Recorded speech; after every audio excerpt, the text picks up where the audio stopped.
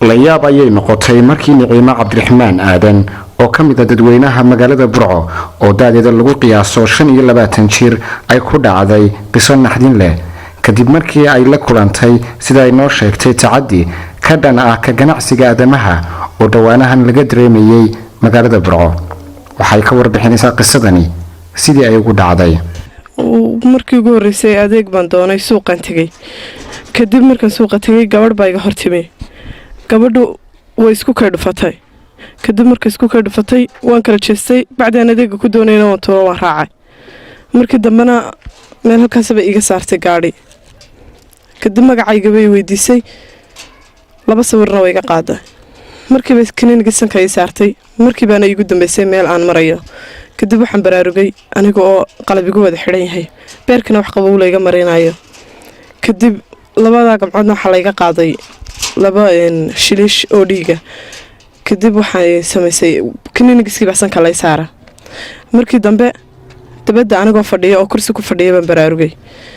markii dambe aan baraarugay gabadhii warqadii baa loo keenay qol bay wada galeen warqadii markii loo keenay qol wada galeen way igu soo noqdeen kaniinigiskii baxsan kay saareen titanic shishadiisa marka ay dhigeen markaasana igu xigtay kicis labaad aan kaco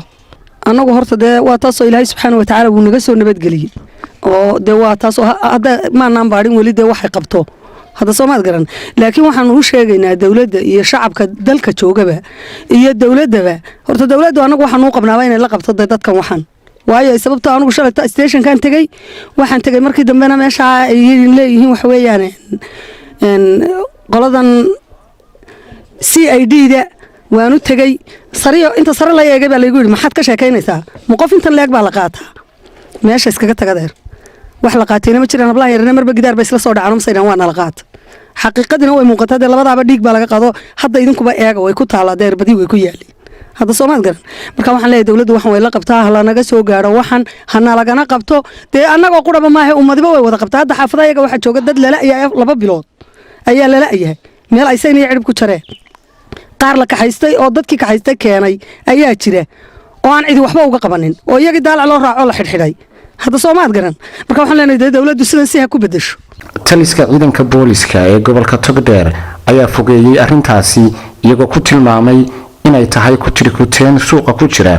iyo inaan ilaa iminka la soo gaarsiin dibanayaal arintaasi ku dhacday waxaan ku soo noqonayaa maalmahan magaalada ee maartay wadankeenaba leeyahay dad baa la sixraa ama la qaataayo meel la geeya runhaantii kiiska bileysku in badan baaritaan ku sameeyay hadaan anagu maamulka gobolka Togdheer taliya qaybta hadaan ciidankayga bileysku baaritaan badan baan ku sameeynay wali wax raadaho arintaas oo aanu de taaban karno bulshada u soo bandhigi karno ma jiraan waxaana jira dadka cabashada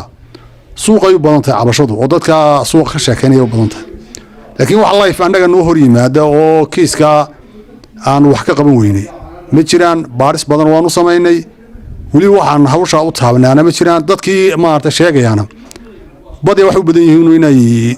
suuqa ay ka sheekeeyaan laakiin cid raadkaas oo toos ah anaga nagu dhacday oo waa tan leeyahay ma hayno warka kale la sheegayna baaritaan baanu ku haynaa wixii natiijo ka soo baxana dib baan ka soo bandhigi doonaa hadii alla yiraahdo Zakariya Ilyas Ahmed Jakarta wararka STN Bro